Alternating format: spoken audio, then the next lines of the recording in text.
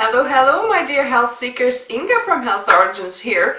So today I'm doing some experimenting in the kitchen again, and I'm going to be converting my famous tasty cashew cheese or sauce, if you don't add tapioca. So I'm going to be converting that into hopefully hard and grateable cashew cheese, delicious cashew cheese. So let's begin.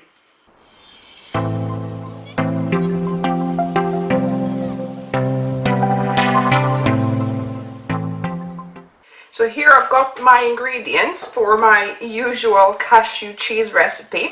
So I've got a cup of soaked cashews, got 4 tablespoons of nutritional yeast, got half a lemon juice, got some salt, got some onion powder, got a cup of water, and then some apple cider vinegar too. And then an additional, hopefully magical ingredient for this one in particular is agar. So this is kind of algae based gelatin-like substance that should make my cheese hard. So all I'm going to be doing now is adding all these ingredients in here into my blender, my Thermomix. Got the cashews, the water, lemon juice, nutritional yeast. Then I've got a teaspoon of salt, or maybe 2/3 of a teaspoon. Although, you know, you kind of want the cheese to be flavoursome. So I think I'm going to err on the side of caution and put 2/3 of a teaspoon of salt here. 1 teaspoon of, this is garlic powder. I need to get my onion powder. Right, got my onion powder, and how I know that my onion powder is quite clumped up, so I need to try and get some, get some bits out, about a teaspoon worth. It just, I think with the moisture, once it gets a little bit of moisture, it just coagulates a bit. So that's my onion powder. Then I'm going to add a tablespoon of apple cider vinegar too. In there. And then the last ingredient, I'm going to put half a teaspoon of agar here.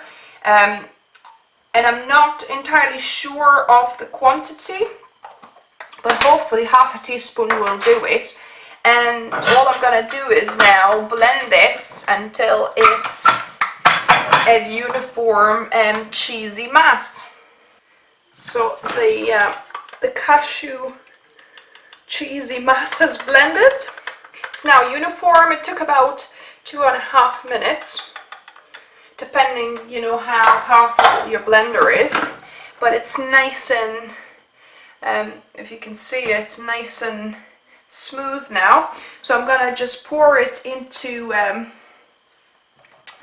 pan, and I've got my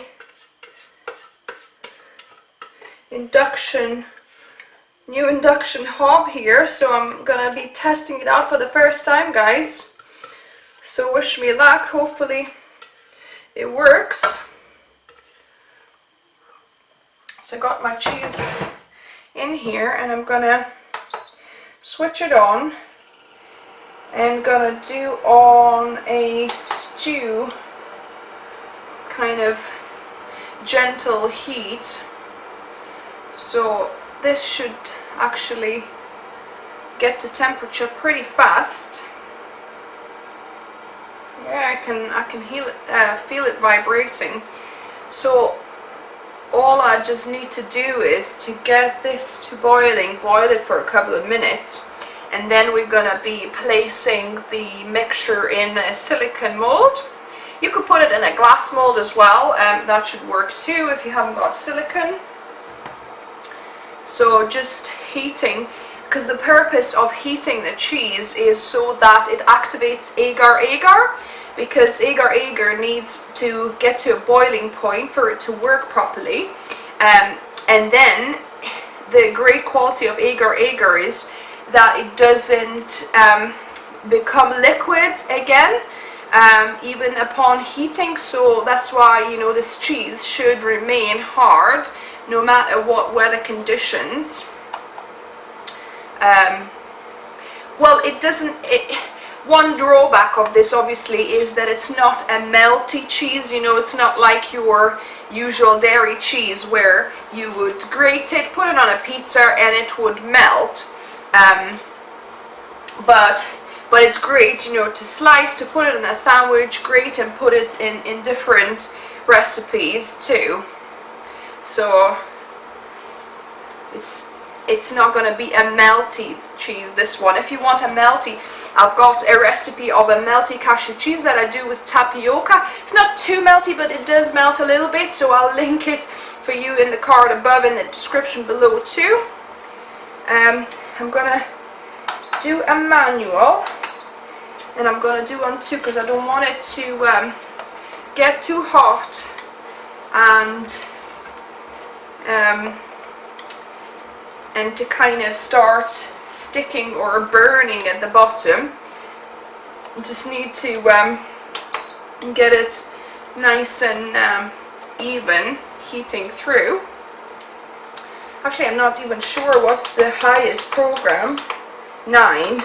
So you probably want a 5 if you've got an induction hob. 5 or maybe 4, just a more gentle heat.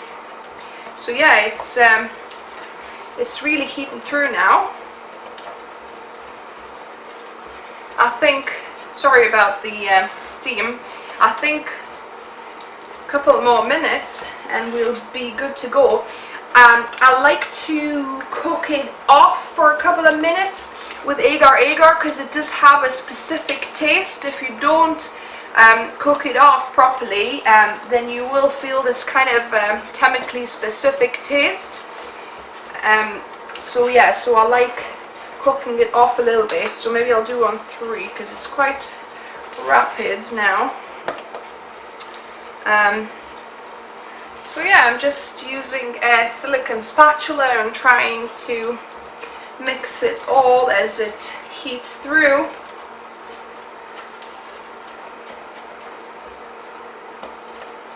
It smells delicious. So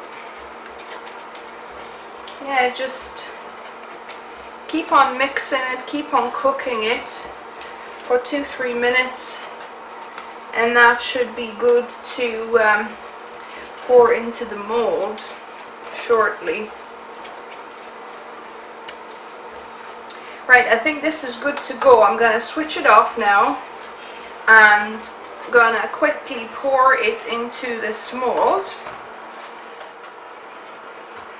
To make sure you see it, guys. Yeah, so you don't want to waste too much time and for it to get cold because it hardens upon cooling down. Oops, getting a bit messy here. So you want to get it in your mold while it's still very hot before it starts setting on you. There we go. And if you distribute a little bit so your cheese is more even, and hopefully you don't do as much mess as I did with your mold. Try and scrape some of that back in there, smooth it out.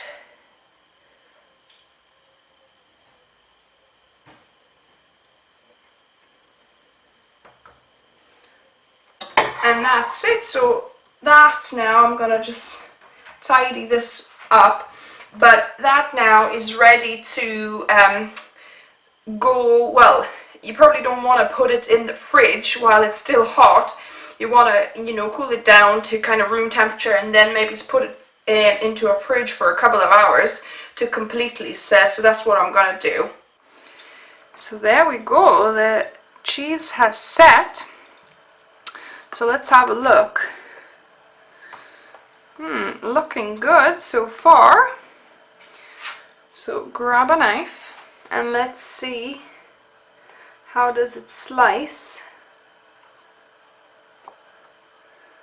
So it slices quite well, but it's still quite soft. I think needed to maybe double the agar powder amount to make it actually grateable, because I think at this it's not really grateable. Yeah, I wouldn't grate this, it's not hard enough yet, but it's looking quite good. And now we'll need to do a taste test. So now for all important taste test.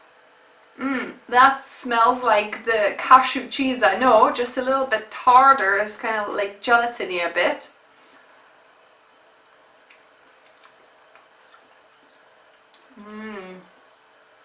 Oh wow, there's quite a lot of tang.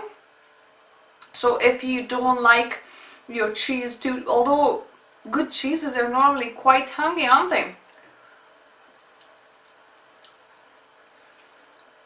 And I can tell a little bit of agar powder there somewhere in the background, like a bit of like a chemically taste. It's hard to describe until you try it yourself. It's not bad. I think it's still good as a sliceable cheese. But the agar powder does have a kind of just specific taste just at the very back of it. However, this cashew cheese is delicious regardless whether you do it soft or like this a bit harder. It's just amazing combination, simple combination. So let me know if you try this. If you try it maybe with 1 teaspoon of agar rather than half, because that would be even a, you know, like a more true harder consistency of cheese, and possibly would be even grateable. I think I'll try and experiment next time with a full teaspoon for that amount and see how that turns out. If you try, let me know how it worked for you. It would be interesting to hear from you, and give me a thumbs up if you like this recipe. If you're new here, welcome, and subscribe to this channel for more tasty recipes like this. So if you watched a few of my videos, you know that my motto is food is fuel. So it's so important to be mindful of what we put into our bodies. And on this channel I help people transform their eating habits and bodies with oil-free, plant-based meals for a healthier and happier life. So until the next time.